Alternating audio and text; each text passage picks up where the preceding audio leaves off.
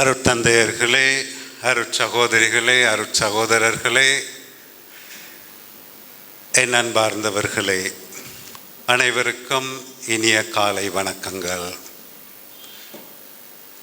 நாங்கள் இந்த உரையை ஆரம்பிக்க முதல்ல எத்தனை பேர் இந்த புத்தகத்தை கண்டிருக்கிறீங்க? செமினேரியன்ஸ் காண இல்லைன்னு சொன்ன பிரச்சனை.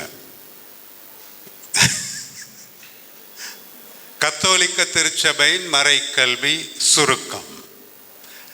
எல்லா பங்கு தந்தையர்கிட்ட போய் கேட்டாலும் அவங்க தருவாங்க. ஆகவே இது அடிப்படை. கத்தோலிக்க திருச்சபையின் மறைக்கல்வி, catechism of the Catholic church, ஆங்கில மொழியில் இருக்குது. தமிழ் மொழியில் இதுவரையில் முழுமையாக மொழிபெயர்க்கப்படவில்லை. ஆகவே தான் அதன் சுருக்கம் எங்களிடம் உள்ளது. ஆகவே கத்தோலிக்க திருச்சபையின் மறைக்கல்வி நூலின் முக்கியத்துவம் என்னதுன்னு சொன்னால், கத்தோலிக்க திருச்சபையின் போதனைகள் அனைத்தும் இந்த கத்தோலிக்க திருச்சபையின் மறைக்கல்வி நூலில் உள்வாங்கப்பட்டுள்ளது. ஆகவே கத்தோலிக்க திருச்சபையின் போதனைகளை பற்றி நீங்கள் அறிந்து கொள்ள வேண்டும் என்றால் எந்த தலைப்பாக இருந்தாலும் கட்டாயமாக இந்த நூல் உங்களிடம் இருக்க வேண்டும். ஆகவே இந்த நூலின் 4ஆம் பகுதி இறை வேண்டல் பற்றியது. பிரிவு 2558 தொடக்கம் 2865 பிரிவு வரையில் அது இறை வேண்டல் பற்றிய போதனை, கத்தோலிக்க திருச்சபையின் போதனை முழுமையாக இங்கு தரப்பட்டுள்ளது. கத்தோலிக்க திருச்சபையின் போதனை மட்டுமல்ல, விவிலியத்தில் செபம் என்றால் என்ன என்பதை முழுமையாக நாங்கள் அறிந்து கொள்ளலாம். ஒரு சில தலைப்புகளை மட்டும் நான் வாசிக்கிறேன். இறைவேண்டல் என்றால் என்ன? இறைவேண்டல் பற்றிய வெளிப்பாடு. அனைவரும் இறைவேண்டல் செய்ய அழைக்கப்படுவதேன்? பழைய ஏற்பாட்டில் இறைவேண்டல் பற்றிய வெளிப்பாடு. அங்கு ஆபிரகாம், மோசே, இறைவாக்கினர், திருப்பாடல் பற்றி கூறப்பட்டுள்ளது. இறைவேண்டல் இயேசுவில் முழுமையாக வெளிப்பட்டு நிறைவடைந்தது. நாம் இறைவேண்டல் செய்ய இயேசு எவ்வாறு கற்பிக்கின்றார்? திருச்சபையின் காலத்தில் இறைவேண்டல். ஆகவே இறைவேண்டலின் மரபு என்ன? அதைத் தொடர்ந்து இறைவேண்டல் செய்யும் முறை என்ன? யார் வழியாக மன்றாட வேண்டும்? கிறிஸ்தவ இறைவேண்டுதலின் ஊற்றுகள் யாவை? இறைவேண்டல் வழிகாட்டல்கள். இறைவேண்டல் எந்த நேரத்தில் செய்யப்பட வேண்டும்? இறைவேண்டலில் நாம் காடும் இடர்பாடுகள் யாவை? இவ்வாறான பல தலைப்புகள் இங்கு கொடுக்கப்பட்டிருக்கிறது. ஆகவே இலகுவாக நாம் அதனை அறிந்து கொள்ளக்கூடிய ஒரு வழிவகைத்தான் இது. நான் உங்களிடம் கேட்டால் யார் செபிக்கிறார்கள், யார் யார் செபிக்கிறார்கள், யார் யார் செபிக்கவில்லைன்னு சொல்லி நிறைய பேர் யோசிப்போம். ஆனால் இங்கே வந்திருக்கிற அனைவருமே செபிப்பவர்கள். ஆகவே தான் செபத்தை பற்றி அறிவதற்காக நாங்கள் இங்கு வந்திருக்கிறோம். ஆகவே ஆரம்பத்திலே ஒரு உதாரணம். என்ன உதாரணம்னு சொன்னால், ஒரு கத்தோலிக்கர், நல்ல கத்தோலிக்கர், ஒவ்வொரு ஞாயிற்றுக்கிழமையும் தவறாமல் திருப்பலிக்கு வாரவர், ஆனால் குடிபோதைக்கு அடிமையாகி இருக்கும் ஒருவர். இந்த கத்தோலிக்கர் அடிப்படைவாத சபைகளில் போய் இணைந்த பிறகு என்ன நடக்கிறது? அவர் தன்னுடைய குடிபோதையையும் விட்டுவிட்டு வேதாகமத்தையும் எடுத்துக்கொண்டு முழு உலகத்தையுமே மனம் மாற்றுவதற்காக செல்கின்றார். என்ன நடந்தது? கத்தோலிக்க திருச்சபையில் இல்லாத எதை அவர் அடிப்படைவாதிகளின் சபையிலே கண்டார்? இங்குதான் பெரிய கேள்விக்குறி. அடிப்படைவாதிகளாக அங்கே பாஸ்டர்ஸாக வாரதுக்காக 2 வருடங்கள் மட்டும்தான் அவர்களுக்கான உருவாக்கம் உண்டு. எங்களுடைய அருட்சகோதரர்களுக்கு 10-11 வருடம் உண்டு. அங்கு 2 வருட உருவாக்கத்தின் பின்னர் அவர் முழு உலகத்தையுமே மாற்றுவதற்காக முன்னோக்கி செல்லுகிறார்.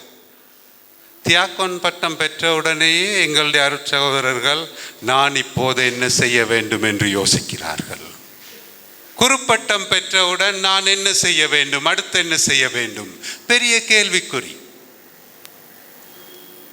எங்களுடைய ஆன்மீகத்தில் அல்லது ஆன்மீகத்தை பற்றி நாம் புரிந்திருப்பதில் ஏதோ ஒரு குறைபாடு உண்டு. ஆகவே நாங்கள் அனைவரும் செபிக்கிறோம். குரு முதல்வர் சொன்னது போல செல்வரத்னத்துடைய அந்த நூலில் இருக்கிற விடயம் அதுதான். செபம் என்றால் என்ன எல்லாருக்கும் தெரியும். ஆனால் நடைமுறையில் எங்களுடைய செபம் எவ்வாறு அமைந்திருக்கிறது? பிரதர்மார்கிட்ட கேட்டால் சரி தெரியும். அவங்களுக்கு காலையிலே போய் கோயிலில் உட்கார்ந்த உடனே கூடுதலாக செபத்தின் நேரத்தில் அவங்களோட கழுத்துக்கு நல்ல எக்ஸசைஸ் கொடுப்பாங்க. அதே போல் நிறைய பொதுநிலையினர் வீட்டில் தூக்கம் போகாட்டியும் திருப்பலிக்கு வந்து முதல் வாசகம்னு சொன்ன. ஆகவே எங்களுடைய செபம் என்றால் என்னன்னு சொல்ற புரிதல்ல ஒரு பிரச்சனை உண்டு. ஆகவே தான் இன்றைய நாளில் செபம் என்றால் என்ன என்பதை பற்றி நாம் அறிய வேண்டும். செபம் வாய்க்கு மட்டும் உரிய பயிற்சி அல்ல. கிளிப்பிள்ளைகளை போல நாங்கள் வாய்க்கு மட்டும் அதனை மட்டுப்படுத்த முடியாது. செபம் அதனையும் தாண்டியது. ஆகவே தான் எங்களுடைய கத்தோலிக்க திருச்சபையின் மறைக்கல்வி சுருக்கம் அதில் 534வது அந்த கேள்வி இறைவேண்டல் என்றால் என்ன? இறைவேண்டல் என்றால் என்ன? நாம் அனைவருமே செபிப்பவர்கள். ஆனால் எங்களுடைய செபத்தை நாம் உண்மையான செபமாக ஏற்றுக்கொள்ள முடியுமா? நிறைய பேர் எங்களுக்கு தெரியும் சொல்லுவார்கள், தவக்காலம் வந்தால் 40 நாளும் மாமிச தவிர்ப்பு, போதை பொருள் குடிப்போதை தவிர்ப்பு எல்லாம். 41வது நாள் விட்ட எல்லாத்தையும் சேர்த்து சாப்பிட்டு ஆஸ்பத்திரியில் போய் இருக்க வேண்டி வரும். அந்த ஒருத்தல் முயற்சிகளில் ஒரு பிரயோசனமும் கிடையாது. 40 நாட்களும் நான் சிலுவை பாதை செய்தேன். ஆனால் பக்கத்து வீட்டில் இருக்கிற அளவுனா ஒரு நாளும் கதைக்க முடியாது. அந்த சிலுவை பாதையில் பிரயோசனம் கிடையாது.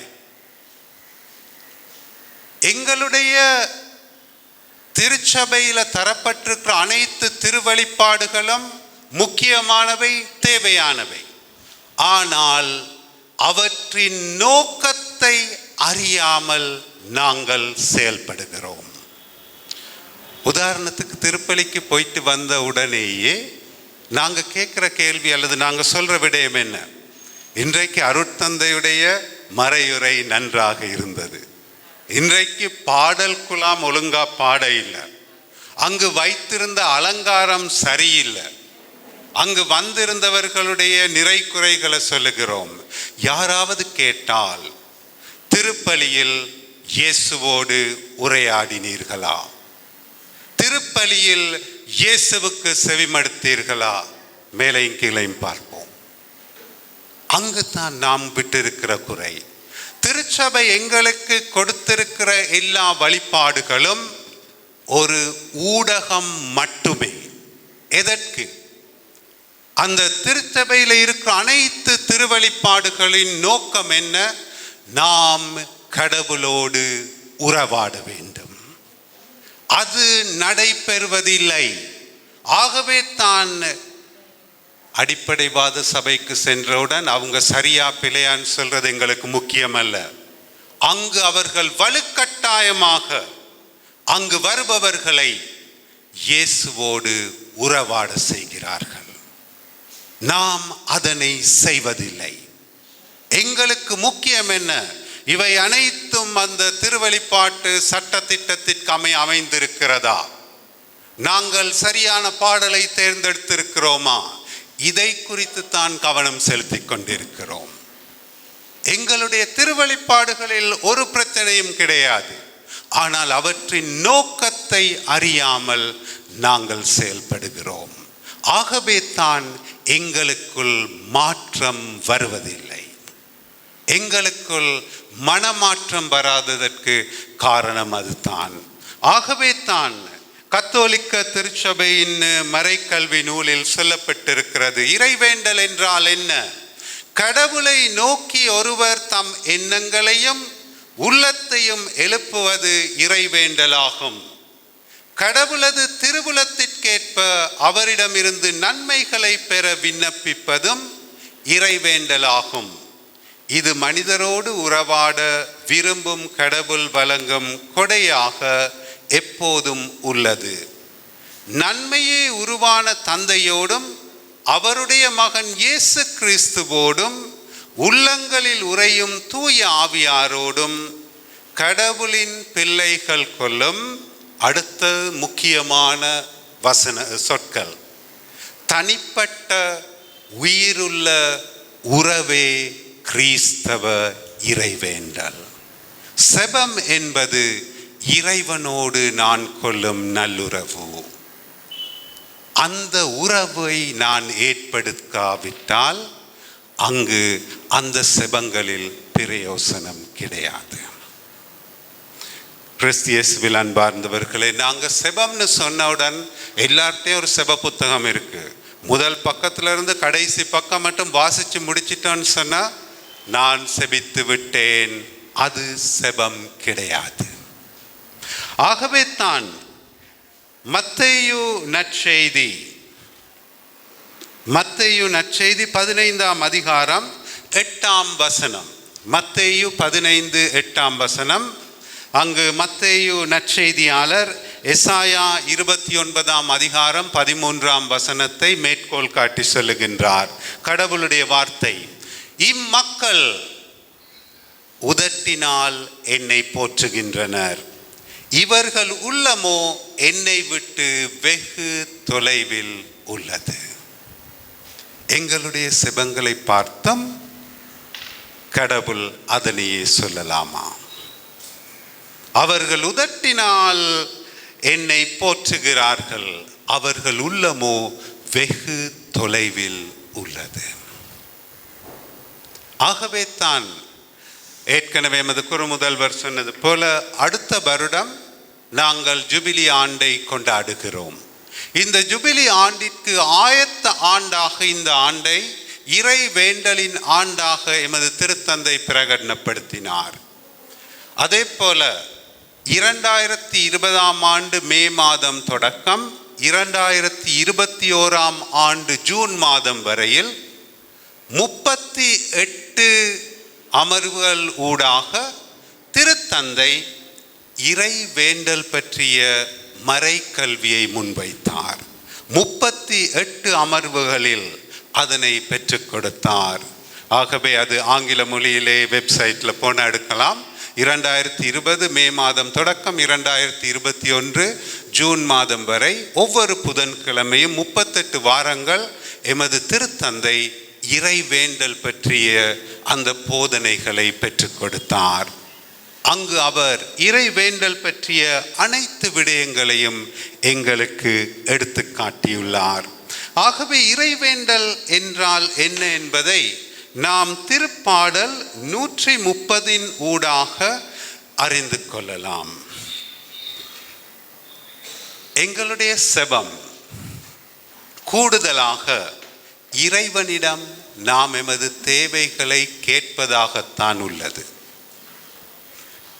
ஆனால் கத்தோலிக்கர்களுடைய முறைப்பாடு நாங்கள் கேட்பதை இறைவன் எங்களுக்கு தருவது கிடையாது. ஆகவே நாங்கள் எதை கேட்கிறோம் சொல்றது முக்கியம். நாம் எதனை கேட்கின்றோம்? எமது தேவைகள்.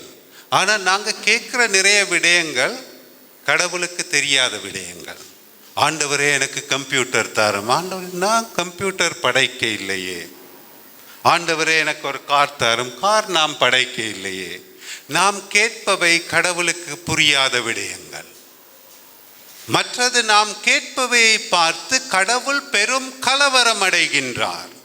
ஏன் காலையில் வந்து ஒன்று, பகலுக்கு இன்னொன்று, இரவுக்கு இன்னொன்று கேட்கும் போது கடவுளுக்கு தெரிய என்ன கொடுக்கணும். காலையில் வந்து கடவுளே எனக்கு அப்பம் தாரும், பகலுக்கு எனக்கு சோறு தாரும், ராத்திரிக்கு எனக்கு ரொட்டி தாரும். கடவுள் அங்கேருந்து யோசிக்கிறார், இப்போ நான் என்னத்தை கொடுக்கணும். ஆகவே தான் இயேசு எங்களுக்கு சொல்லுகிறார், விடாமல் கேட்க வேண்டும். நாம் ஒவ்வொரு நேரமும் போகிற நேரம் கடவுள்கிட்ட வெவ்வேறு விடயங்களை கேட்கிறோம். செபத்தின் பின்னர் வந்து நாங்கள் எதை கேட்டோன்னு சொல்லி எங்களுக்கு தெரியாது. ஆகவே கடவுளுக்கு தெரியாதுன்னு இல்லை, எனக்கே தெரியாது நான் என்ன கேட்க வேண்டும் என்று. ஆகவே நாம் எதை கேட்க வேண்டும், அதனைத்தான் திருப்பாடல் 130 எங்களுக்கு மிகவும் தெளிவாக எடுத்து காட்டுகிறது. ஆண்டவரே, ஆழ்ந்த துயரத்தில் இருக்கும் நான் உம்மை நோக்கி மன்றாடுகிறேன். என் மன்றாட்டுக்கு செவி சாய்த்தருளும். என் விண்ணப்ப குரலை உம்முடைய செவிகள் கவனத்துடன் கேட்கட்டும். நீர் எம் குற்றங்களை மனதில் கொண்டிருந்தால் யார் தான் நிலைத்து நிற்க முடியும்? நீரோ மன்னிப்பு அளிப்பவர், மனிதரும் உமக்கு அஞ்சி நடப்பர்.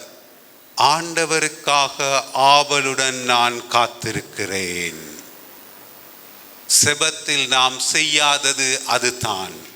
ஆண்டவருக்காக நான் ஆவலுடன் காத்திருக்கிறேன். என் நெஞ்சம் காத்திருக்கிறது. அவரது சொற்களுக்காக ஆவலுடன் காத்திருக்கிறேன். விடியலுக்காய் காத்திருக்கும் காவலரை விட, விடியலுக்காய் காத்திருக்கும் காவலரை விட என் நெஞ்சம் என் தலைவருக்காய் ஆவலுடன் காத்திருக்கிறது. நாம் எந்த நேரத்திலும் செபத்திலே கேட்பதை மட்டும் தான் செய்கிறோம், செவி மடுப்பது கிடையாது. ஆண்டவரிடம் எதையும் கேட்டவுடன் அவர் எங்களுக்கு பதில் சொல்ல காத்திருக்கிறார். நாம் அந்த பதிலுக்கு செவி மடுப்பதில்லை. ஆகவே தான் எமது செபங்கள் கேட்கப்படுவதில்லை என்று நாங்கள் சொல்கிறோம். ஆகவே தான் திருத்தந்தை செபம் என்றால் என்ன, இறைவேண்டல் என்றால் என்ன என்பதை மாற்கு 10ஆம் அதிகாரம் 46ஆம் வசனம் தொடக்கம் 52ஆம் வசனம் பகுதியில் வரையிலான அந்த பகுதியினூடாக விளக்கப்படுத்துகிறார். மாற்கு 10ஆம் அதிகாரம் 46ஆம் வசனம் தொடக்கம் 52ஆம் வசனம் வரையிலான பகுதி. இயேசுவும் அவருடைய சீடரும் எரிகோவுக்கு வந்தனர். கிறிஸ்தியேசுவில் அன்பார்ந்தவர்களே, விவிலியத்தில் நகர் பெயர்கள், மக்களுடைய பெயர்கள் கொடுக்கும் போது அவை வெறுமனே எங்களுக்கு அறிய தருவதற்காக கொடுப்பதில்லை, ஏதோ ஒரு காரணத்திற்காக கொடுக்கப்பட்டுள்ளது.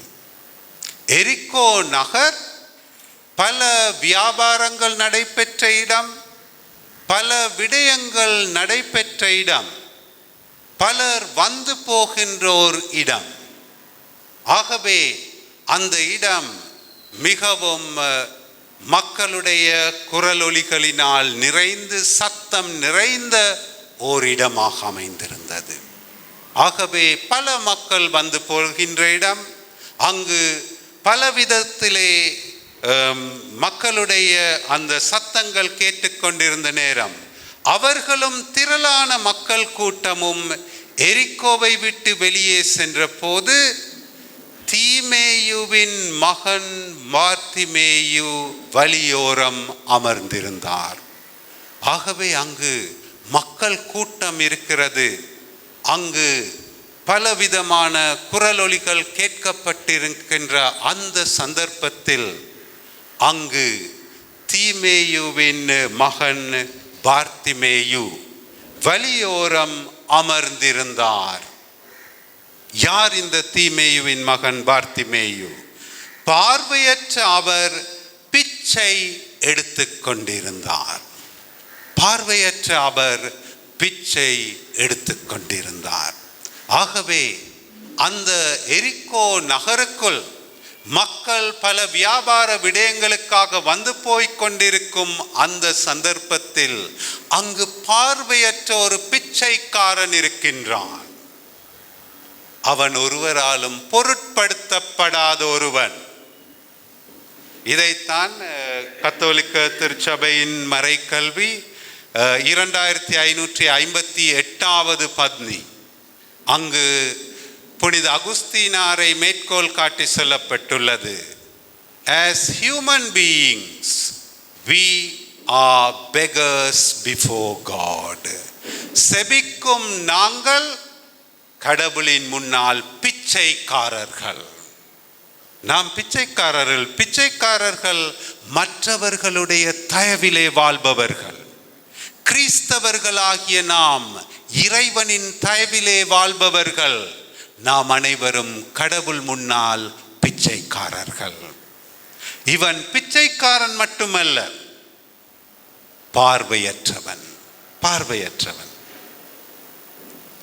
ஆகவே கிறிஸ்து இயேசுவில் அன்பார்ந்தவர்களே, இந்த பிச்சைக்காரன், பார்வையற்றவன் இறைவனுடைய திட்டத்திலே ஓர் அடையாளத்தை கொண்டிருப்பவன்.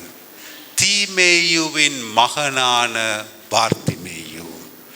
ஆண்டவர் முன்னிலையில் நாம் அனைவருமே அடையாளம் உள்ளவர்கள். ஆகவே தான் கடவுள் எம்மை பெயர் சொல்லி அழைப்பவர். இஸ்ராயல் பாலஸ்தீனா போரிலே சிக்கிய ஒரு குழுவினர் எமது திருத்தந்தை சந்திக்க வந்த போது அவர்கள் அதைத்தான் சொன்னார்கள். நாங்கள் இலக்கங்கள் அல்ல, எங்களுடைய பிள்ளைகள், எங்களுடைய குடும்பத்தினர்கள் அழிக்கப்பட்டு கொண்டிருக்கிறார்கள். செய்தியில் என்ன சொல்லுவாங்க? இலக்கங்கள் மட்டும். பாலஸ்தீனா இஸ்ராயல் போரிலே 25 பேர் கொல்லப்பட்டார்கள். இலக்கங்கள். கடவுள் முன்னிலையில் நாம் இலக்கங்கள் அல்ல, பெருமதியுடையவர்கள், அடையாளம் கொண்டவர்கள். அவர் எம்மை பெயர் சொல்லி அழைப்பவர். ஆகவே என்ன நடக்கிறது? அந்த பிச்சைக்காரன் பார்வையற்றவன் நாசரேத்து இயேசு தாம் போகிறார் என்று அவன் கேள்விப்பட்டு, அந்த பார்த்திமேயுவுக்கும் எமக்கும் நெருங்கிய உறவு உண்டு. என்ன அந்த உறவு? பார்த்திமேயுவை போல் நாம் கடவுளை கண்களால் கண்டவர்கள் அல்ல, இயேசுவை பற்றி கேள்விப்பட்டவர்கள். அந்த பார்வையற்ற பிச்சைக்காரனை போன்றவர்கள். அவன் என்ன செய்கிறான்? இயேசு அங்கு வருகிறார் என்று கேள்விப்பட்டவுடன் அவன் தன்னுடைய விசுவாசத்தை எடுத்துரைக்கின்றான். இயேசுவே, தாவீதின் மகனே, எனக்கு இரங்கும் என்று கத்தத் தொடங்கினார். அவனிடம் இருந்த ஒரே ஆயுதம் அது மட்டும்தான். பார்வையற்றவன், இயேசுவை பற்றி கேள்விப்பட்டிருக்கிறான். ஆகவே உரக்க கூவுகிறான், தாவீதின் மகனே, இயேசுவே, எனக்கு இரங்கும். அடுத்து என்ன நடக்கிறது? அங்கு இருந்தவர்கள் என்ன சொன்னார்கள்? பேசாதிருக்குமாறு பலர் அவரை அதட்டினர். இதுல இருக்கிறீங்களான்னு தெரியாது, நான் சில வேளையில இருக்கலாம். நாங்கள் நன்றாக செபித்து கொண்டிருந்தோம், ஆனால் இப்ப செபிப்பதில்லை. ஏன்?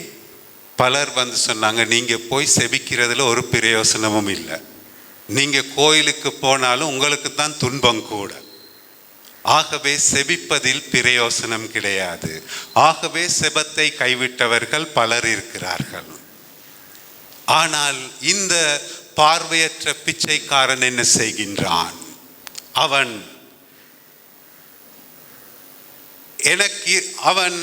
ஆனால் அவர் தாவீதின் மகனே, எனக்கு இரங்கும் என்று இன்னும் உரக்க கத்தினார்.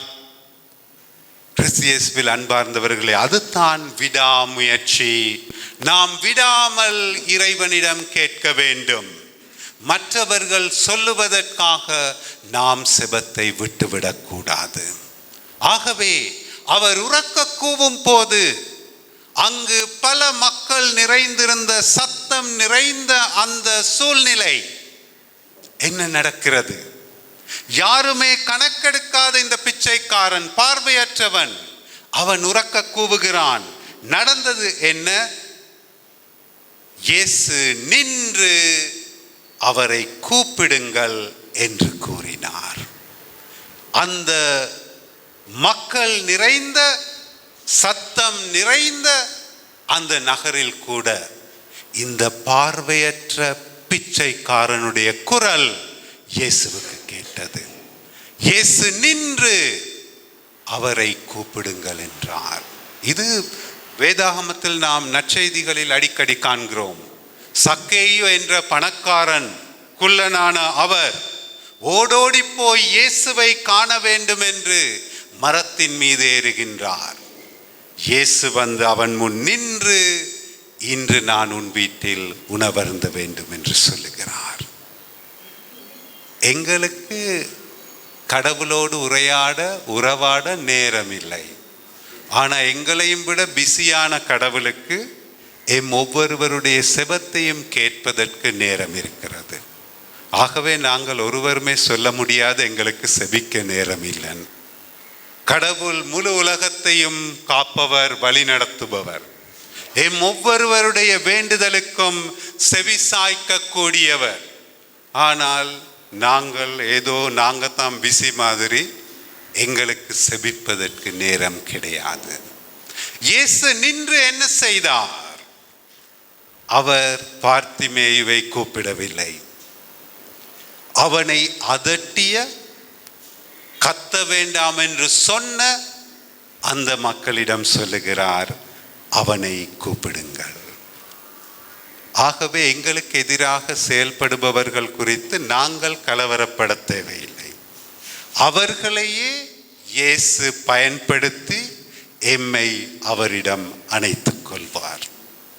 ஆகவே அந்த மக்கள் என்ன சொல்லுகிறார்கள்? துணிவுடன் அவரை கூப்பிட்டு, துணிவுடன் எழுந்து வாரும், இயேசு உம்மை கூப்பிடுகிறார் என்றார்கள். அடுத்து நடக்கிறது மிகவும் அழகான விடயம். இயேசு உம்மை கூப்பிடுகிறார் என்றார்கள். அவரும் தம் மேலுடையை எறிந்து விட்டு, மறக்க வேண்டாம், பார்வையற்றவன், தன் மேலுடையை அவன் எறிந்துவிட்டு குதித்தெழுந்து இயேசுவிடம் வந்தார். அந்த மேலுடை மிகவும் முக்கியமானது. அந்த மேலுடை, அந்த அங்கி ஏழையிடம் இருக்கின்ற ஒரே சொத்து. தன்னை குளிரிலிருந்தும் மண் புயல்களிலிருந்தும் பாதுகாக்கின்ற ஒரே துணி அல்லது அந்த மேலுடை தான் அவனுடைய வாழ்வை பாதுகாக்கும். குளிரில் இருந்து, மண் புயல்களில் இருந்து அவனை காத்து கொள்ளும். ஆகவே தான் இயேசு நற்செய்தியிலே மற்ற இடங்களில் சொல்லுகிறார், யாராவது உங்களிடம் அந்த மேலுடையை வைத்து அவர்கள் அடகு வைத்தால் இரவு சாய்வதற்கு முன்னல் அவர்களிடம் திருப்பிக் கொடுங்கள். ஏனென்றால் அது தான் அவர்களது ஒரே பாதுகாப்பு. அவன் அதனையும் விட்டுவிட்டு குதித்தெழுந்து, பார்வையற்றவன் குதித்தெழுந்தால் என்ன நடக்கும்? இயேசு எங்க இருக்கிறார்னு தெரியாது. அவனுடைய மகிழ்ச்சி, அதுதான் நம்பிக்கை, அதுதான் விசுவாசம். இறைவன் எம்மை அழைக்கும் போது நாம் தைரியமாக அவரை நோக்கி செல்ல வேண்டும். பேதுருவும் அதைத்தான் செய்தார். இயேசு கடலிலே நடந்து வரும் போது, ஆண்டவரே நீர் என்றால் நானும் நடக்க செய்யும். இயேசு சொல்லுகிறார், வாரும். மறக்க வேண்டாம், பேதுரு கடல் மீது நடந்தார். ஆனால் அவர் தன்னுடைய பிரச்சனைகளை பற்றி, கவலைகளை பற்றி கவனத்தை செலுத்தவுடன் அவர் மூழ்கத் தொடங்கினார். ஆகவே நாம் இறைவனை நோக்கி எமது பயணத்தை கொண்டு செல்ல வேண்டும். எமது வாழ்வின் சவால்கள், பிரச்சனைகள், துன்பங்களை குறித்து நாம் கவனம் செலுத்தினால் நாமும் மூழ்கி விடுவோம். ஆகவே அங்கு வந்தவரிடம் இயேசு கேட்கும் ஒரு மடத்தனமான கேள்வி, பார்வையற்ற ஒருவர். அங்கு இயேசு அவரை பார்த்து, உமக்கு நான் என்ன செய்ய வேண்டும் என விரும்புகிறீர் என்று கேட்டார். இயேசுவுடைய கேள்வி மடத்தனமான கேள்வி கிடையாது. இயேசு இந்த இடத்துல வந்து, இன்றைக்கு நான் உமக்கு என்ன செய்ய வேண்டும் என விரும்புகிறீர் என்றால் நாங்கள் மேலையும் கீழையும் பார்ப்போம். எங்களிடம் பதில் கிடையாது. இறைவன் எந்த நேரமும் எம்மிடம் வந்து உனக்கு நான் என்ன செய்ய வேண்டும் என்று கேட்டால் நாம் கொடுக்கும் பதில் என்ன? பதில் கிடையாது. அதிர்ஷ்டவசமாக பார்வையற்ற பார்த்திமேயுவிடம் ஒரு பதில் இருந்தது. என்ன பதில்? அவர் சொல்லுகிறார், ரப்புனி, நான் மீண்டும் பார்வை பெற வேண்டும். அவர் எனது குருட்டுத்தன்மையை அகற்றியருளும் என்று சொல்லவில்லை, நான் பார்வை பெற வேண்டும். என்ன அந்த பார்வை? அதுதான் முக்கியம். அடுத்த வரியிலே அது சொல்லப்படுகிறது. இயேசு அவரிடம், நீர் போகலாம், உமது நம்பிக்கை உம்மை நலமாக்கிற்று. உடனே அவர் மீண்டும் பார்வை பெற்று அவரை பின்பற்றி அவரோடு வழி நடந்தார். அதுதான் புதிய பார்வை. அவர் பெற்ற புதிய பார்வை வெறும் குருட்டுத்தனத்திலிருந்து விடுதலை கிடையாது. இயேசுவை பார்த்து கொண்டு இயேசுவோடு பயணிக்கும் அந்த பார்வை. செபம் எங்களை அந்த பார்வையை நோக்கி இட்டு செல்ல வேண்டும். கிறிஸ்தியேசுவில் அன்பார்ந்தவர்களே, செபத்தின் நோக்கம், குறிக்கோள் அதுதான். நாம் இயேசுவோடு பயணிப்பவர்களாக மாற வேண்டும். அங்கு நிறைய பேர் கோயிலுக்கு வராதவர்களை நீங்க போய் சந்திச்சு பாருங்க. சந்திச்சு ஏன் கோயிலுக்கு வரையிலன்னு சொன்னா அவங்க தார பதில் ஒரே மாதிரி தான் இருக்கும். ஃபாதர், நாங்கள் கோயிலுக்கு வர்றதில்லை. ஏன்னு சொன்ன அந்த முன் வரிசையில இருப்பாங்க. நன்மை கொடுக்குற நேரம் முதலாவது வந்து நாக்க நீட்டி வாங்குவான். அவன் தான் எல்லா அட்டகாசமும் செய்கிறான். ஆகவே அந்த மாதிரி ஆக்களோட நாங்கள் இருக்க விருப்பம் இல்லை. சொல்றதுல சில வேளையில உண்மை இருக்கலாம். ஆகவே கடவுள் வந்தது பாவிகளை மீட்பதற்காக. ஆனால் நாம் செய்கின்ற தவறையே திரும்ப திரும்ப செய்து கொண்டிருக்க முடியாது. எமது எல்லா வழிபாடுகளும் எம்மை இயேசுவை பின்பற்றுபவர்களாக மாற்ற வேண்டும். தவக்காலத்திலே நாம் செய்கின்ற அனைத்து தவ முயற்சிகளும், அனைத்து பக்தி முயற்சிகளும், முக்கியமாக சிலுவை பாதை, ஐயோ இயேசு எனக்காக கஷ்டப்பட்டார்னு அல்றதுக்காக அல்ல. அந்த ஒவ்வொரு ஸ்தலத்திலையும் எமது வாழ்வின் சூழ்நிலைகள் உண்டு. இயேசு தீர்ப்பிடப்படும் போது, பொய் தீர்ப்பு கூறும் போது எப்படி செயல்பட்டார்? எனக்கு எதிராக மனிதர்கள் பொய் சாட்சி சொல்லும் போது நான் என்ன செய்கிறேன்? அதுதான் முக்கியம். இயேசுவை போல் நானும் வாழ கற்றுக்கொள்கிறேனா? அந்த சிலுவை பாதை எமது வாழ்வின் பாதையாக மாற வேண்டும். இயேசுவை போல் ஒவ்வொரு சந்தர்ப்பத்திலும் நான் வாழ வேண்டும். அதுதான் அதன் நோக்கம். செபம் என்னை மாற்ற வேண்டும். செபம் நான் என்னை புரிந்து கொள்ள, எனது குடும்பத்தினர், பிள்ளைகள், கணவன், மனைவி ஒவ்வொருவரையும் புரிந்து கொள்ள, எனது சமூகத்தில் இருப்பவர்களை புரிந்து கொள்ள எனக்கு உதவி செய்வதாக அது அமைய வேண்டும். அதுதான் உண்மையான செபம். ஆகவே இன்றைக்கு ஆரம்ப உரையில் எமது குருமுதல்வர் லூக்கா 6ஆம் அதிகாரம் 12ஆம் வசனம் தொடக்கம் 16ஆம் வசனம் வரையிலான அந்த பகுதியை எங்களுக்கு எடுத்து காட்டினார். அங்கு என்ன சொல்லப்பட்டிருக்குது? 6ஆம் அதிகாரம் 12ஆம் வசனம் தொடக்கம் 16ஆம் வசனம். அந்நாட்களில் அவர் வேண்டுவதற்காக ஒரு மலைக்கு போனார். அங்கு கடவுளிடம் வேண்டுதல் செய்வதில் இரவெல்லாம் செலவிட்டார். விடிந்ததும் அவர் தம் சீடர்களை தம்மிடம் கூப்பிட்டு அவர்களுள் 12 தேர்ந்து கொண்டு அவர்களுக்கு திருத்தூதர் என்று பெயரிட்டார். இயேசு இரவு முழுவதுமே செபித்து 12 தேர்ந்து கொண்டார். சரியான தேர்வாக இருந்ததா? அவரை மறுதளித்த பேதுருவை தேர்ந்து கொண்டார், காட்டிக் கொடுத்த யூதாசை தேர்ந்து கொண்டார், தீவிரவாதியான சிமியோனை தேர்ந்து கொண்டார். அவருடைய செபத்தில் ஏதோ பிரச்சனை இருந்திருக்கணும். அவர் ஒழுங்கா செபிச்சிருந்தா இவங்கெல்லாம் தேர்ந்தெடுக்காம விட்டு இருக்க வேண்டும்.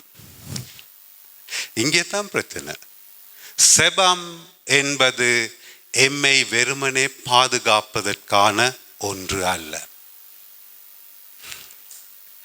இப்போ எங்களுக்கு வெள்ளம் இதெல்லாம் பிரச்சனை எல்லாம் இருந்துச்சு. எங்களில் பெரிய கேள்வி எழுந்திருக்கலாம், கடவுளே எங்களை இதில் இருந்தெல்லாம் பாதுகாக்க இல்லை. கடவுள் எங்களை பாதுகாத்திருக்கலாம்.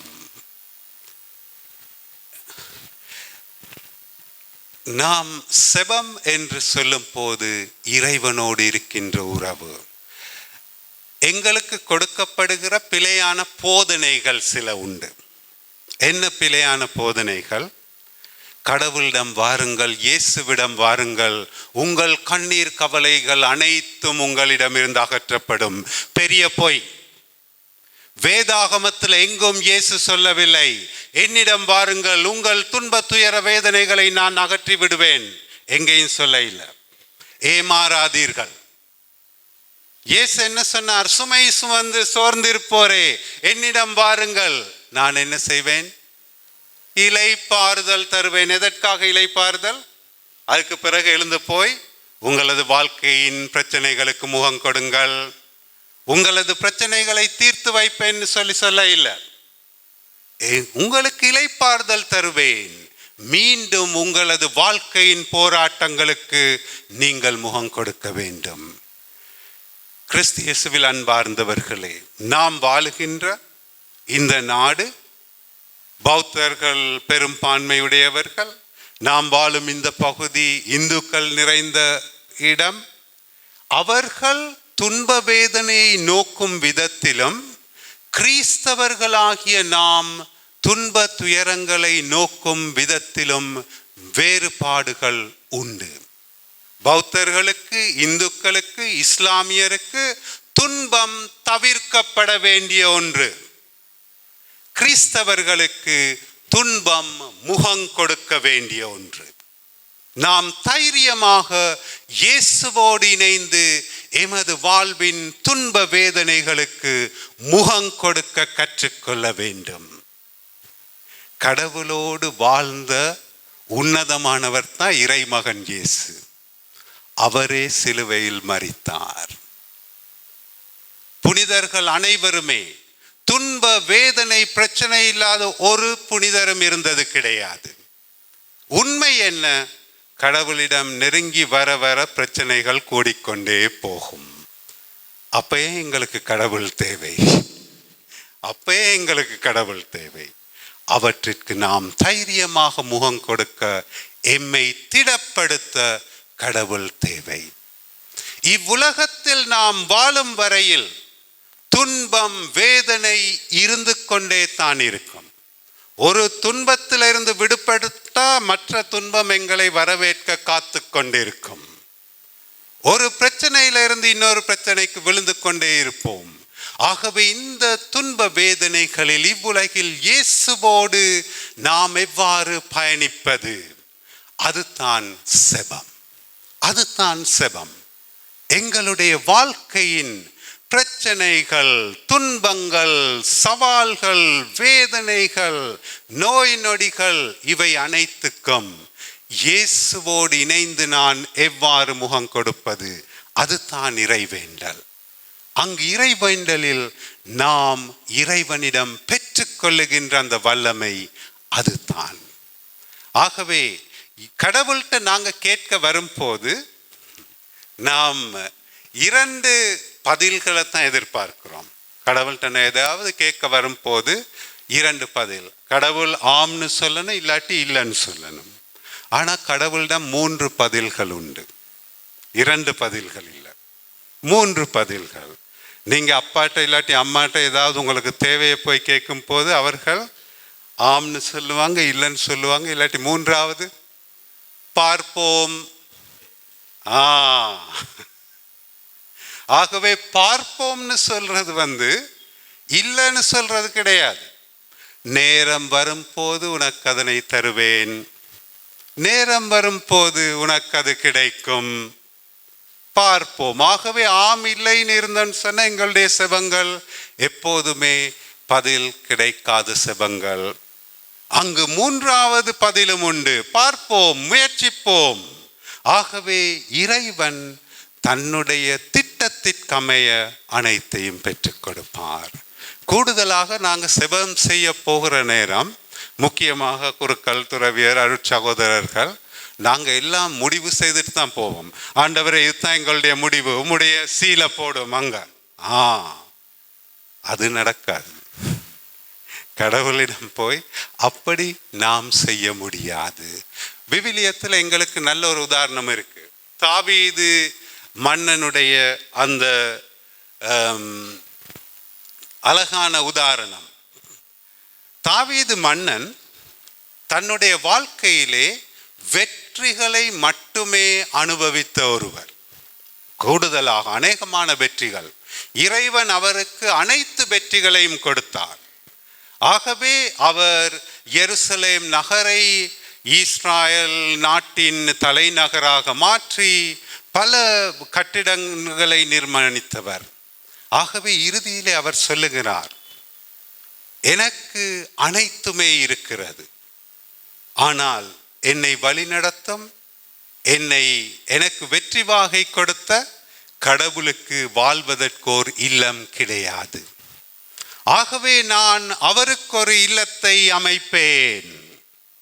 அவரோடு இருந்த இறைவாக்கினர் நாத்தான் சொல்லுகிறார், அரசரே, நீர் சொல்வது சரி. உடனடியாக கடவுள் இறைவாக்கினரை அழைக்கிறார். அழைத்து சொல்லுகிறார், நானே கடவுள், அவனிடம் சென்று அவன் அதை செய்யக்கூடாது என்று சொல். அவனது மகன் அதனை செய்வான். எனது திட்டம் அதுதான். ஆகவே நாத்தான் இறைவாக்கினர் பயத்தோடு அரசன் முன்னிலையிலே செல்லுகிறார். ஏனென்றால் அரசனோடு முரண்பட்டால் அவர் கொலை செய்யப்படலாம்.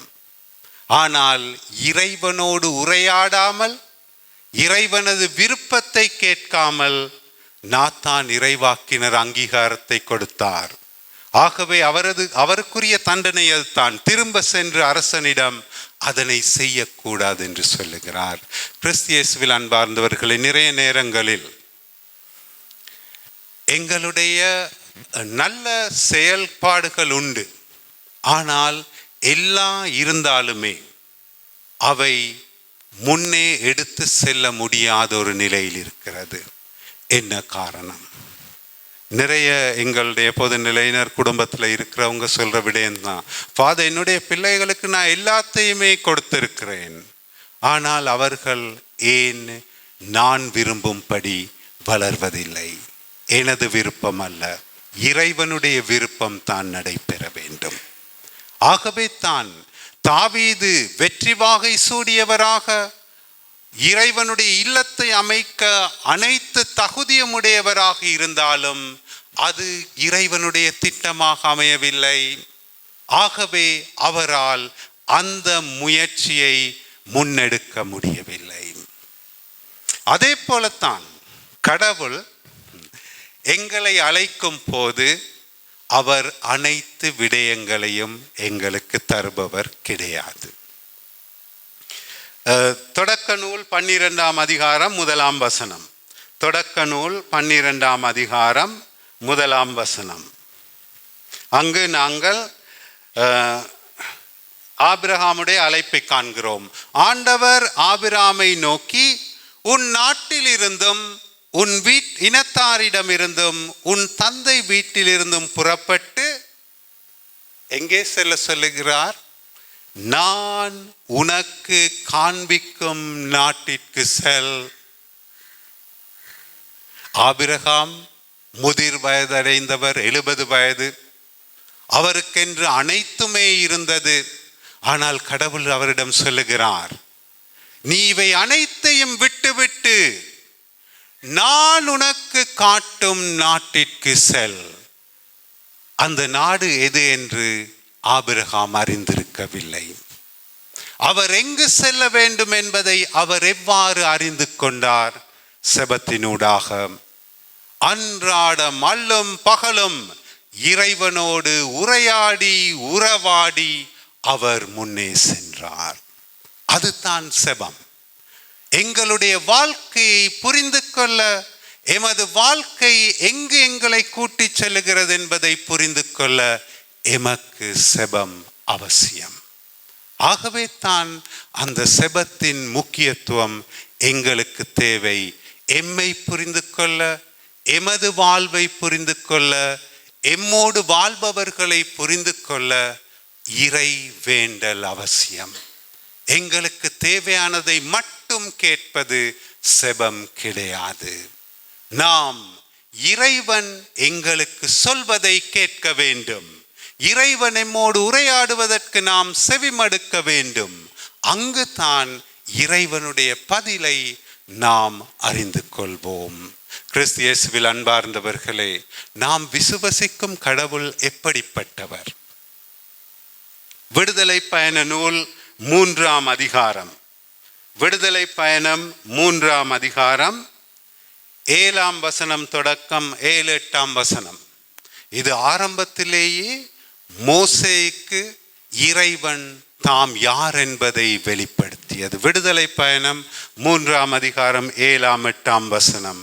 அவர் சொல்லுகின்றார், அப்போது ஆண்டவர் கூறியது மோசேயிடம், எகிப்தில் என் மக்கள் படும் துன்பத்தை என் கண்களால் கண்டேன். எகிப்தில் என் மக்கள் படும் துன்பத்தை என் கண்களால் கண்டேன். அடிமை வேலை வாங்கும் அதிகாரிகளை முன்னிட்டு அவர்கள் எழுப்பும் குரலையும் கேட்டேன்.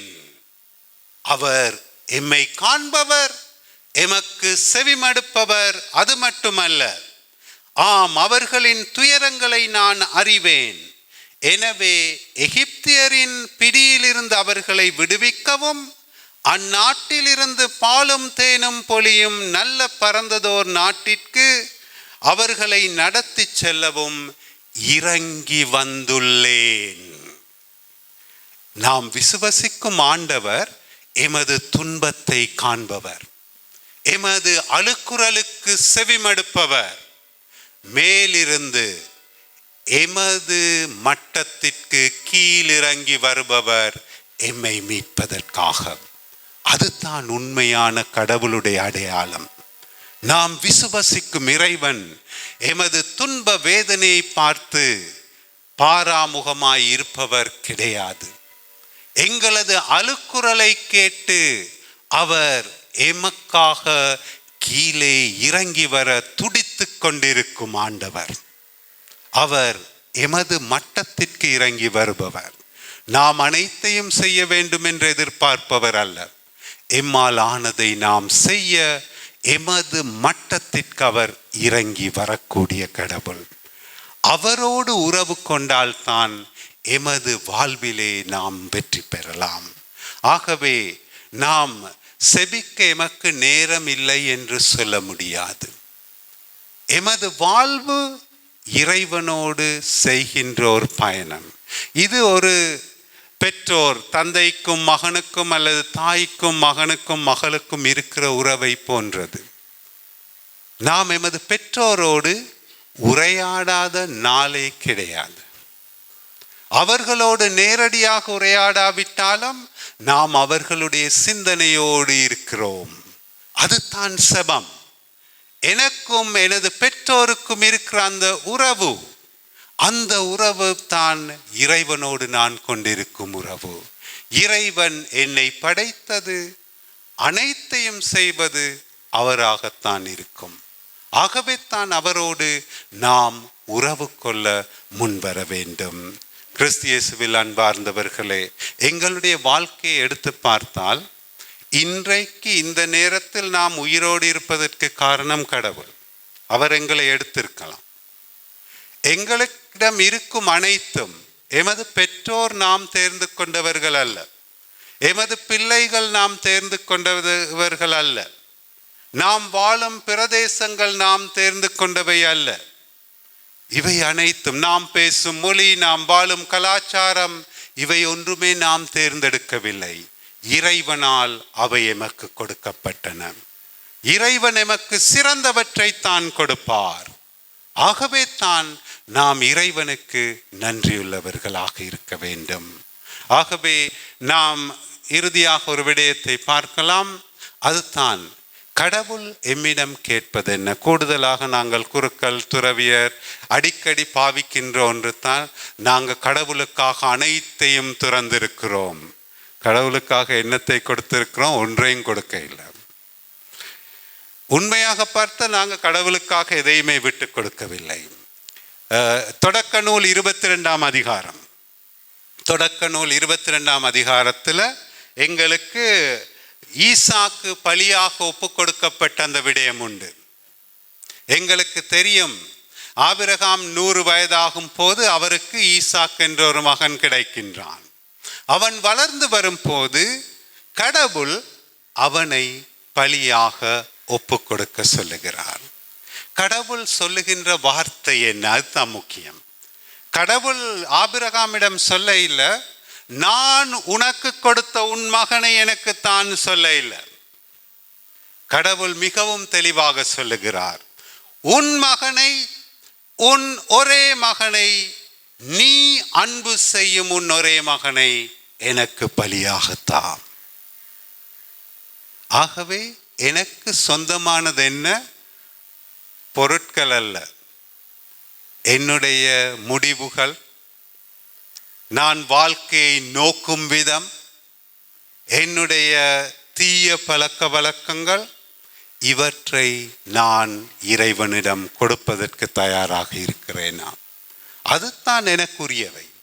எனக்குரியவை அதுதான். நான் பார்க்கும் விதம், நான் சிந்திக்கும் விதம், எனக்குள் இருக்கின்ற முடிவுகள், தவறான முடிவுகள் நல்ல முடிவுகளாகவும் இருக்கலாம். இறைவன் கேட்கும் போது அவற்றை நாம் விட்டுவிட தயாராக இருக்கிறோமாம். அதுதான் முக்கியம். ஆகவே அதற்கு, அந்த முடிவை எடுப்பதற்கு செபம் இன்றியமையாதது. ஆகவே நாங்கள் பார்த்தது தான், விவிலியத்தில் இறைவேண்டல் செபம் என்று சொல்லும் போது அது அடிப்படையாக இறைவனோடு நாம் கொண்டுள்ள உறவு. அந்த உறவு வளர்ச்சியடைய இறைவனோடு நான் சேர்ந்து பயணிக்க வேண்டும். அந்த உறவிலே தான் நான் என்னை புரிந்து கொள்கிறேன், என்னோடு வாழ்பவர்களை புரிந்து கொள்கிறேன், அனைத்தையும் நான் அறிந்து கொள்ள முயற்சி செய்கிறேன். ஆண்டவர் முன்னிலையில் செபிக்கும் மக்களாகிய நாம் அனைவருமே பிச்சைக்காரர்கள், இறைவனிலே தங்கி வாழ்பவர்கள். நன்றி, வணக்கம்.